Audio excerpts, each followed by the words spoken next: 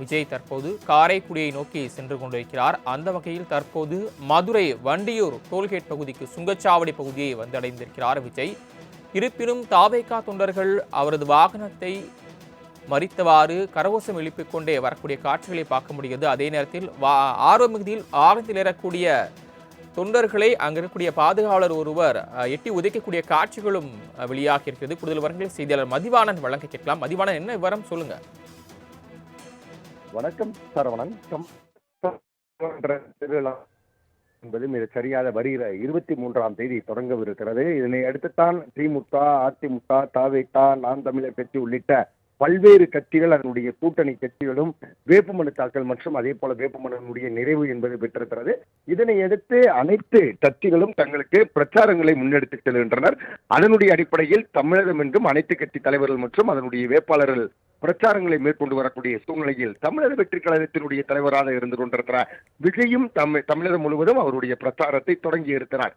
விஜயை பொறுத்தவரையில் நடிகர் என்கிற காரணத்தினால் அவர் செல்லும் இடமெல்லாம் அவரை பார்ப்பதற்கும் ஏராளமான பொதுமக்கள் பின்தொடர்கின்றனர். அதே சமயம் அவருடைய ரசிகர்களும் ஆர்வத்தின் மிகுதியின் காரணமாக அவருடைய 4 சக்கர வாகனத்தை பின்தொடர்ந்து செல்கின்றனர். இந்த சூழ்நிலை தான் பார்த்தோமானால் பல்வேறு இடங்களில் அந்த கட்சியின் சார்பாகவே அறிக்கை என்பது தாக்கல் செய்யப்பட்டிருக்கிறது.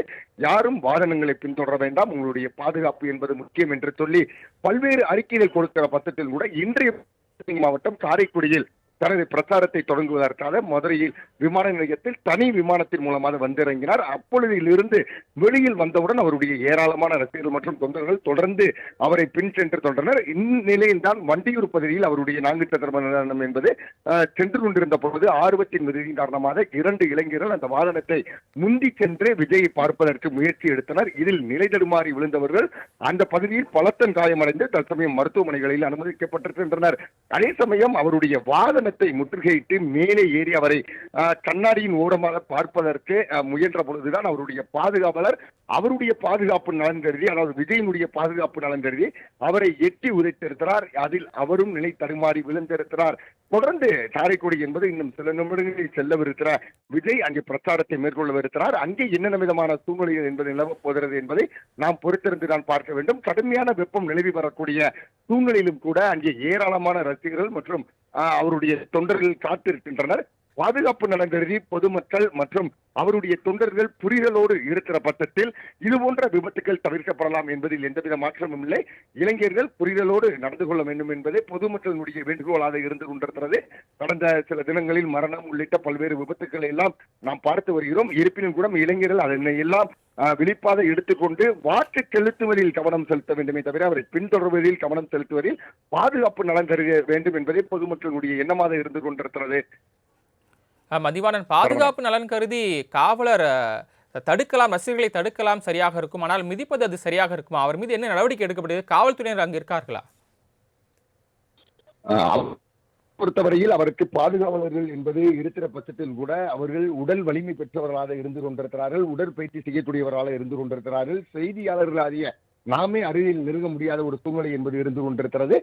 அதே சமயம் பாதுகாவலர்களை பொறுத்தவரையில் ஒரு முக்கியமான நோக்கம், முதல் நோக்கம் என்னவென்று சொன்னால், தனக்கு வழங்கப்பட்டிருக்கிற அந்த கடமையை விஜயை பாதுகாக்க வேண்டும், அவரை யாரும் தொட்டுவிடக்கூடாது, அவருக்கு ஏதே ஏற்பட்டு விடக்கூடாது என்பதற்காகத்தான் அவரை பாதுகாப்பதற்கான முயற்சியில் செய்து வருகின்றனர்.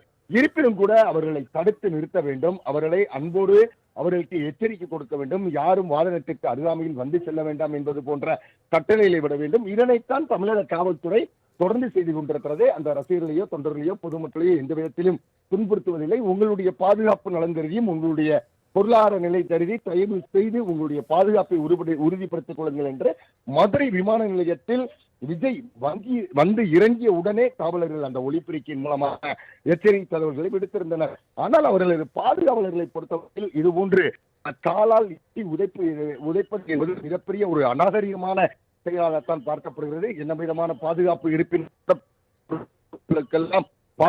அவர்களுக்கெல்லாம் அச்சுறுத்தல் என்பது இருந்து கொண்டிருக்கிறது. ஆனாலும் அவர்களுடைய பாதுகாவலர்கள் மிக நாகரீகமாக நடந்து கொள்வதைத்தான் நாம் பார்த்து வருகிறோம். ஆனால் விஜயனுடைய பாதுகாவலர்களை பொறுத்தவரையில், அதாவது தனி முறையில் அவர்கள் வாடகைக்கு எடுக்கப்பட்டிருக்கிறார்கள். அவர்களுக்கு அந்த விஷயம் தெரியாமல் எட்டி உதைத்திருக்கிறார்கள். நிச்சயமாக விஜய் போன்ற தலைவர்கள் கடுமையான தண்டனைகளை தெரிவிக்க வேண்டும்.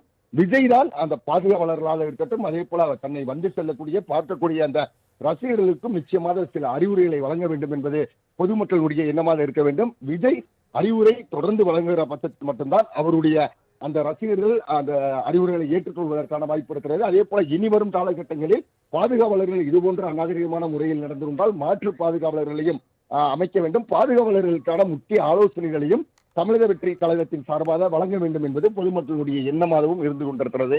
சரவணன், தாங்கள் வழங்கிய தகவல்களுக்கு நன்றி மதிவாணன்.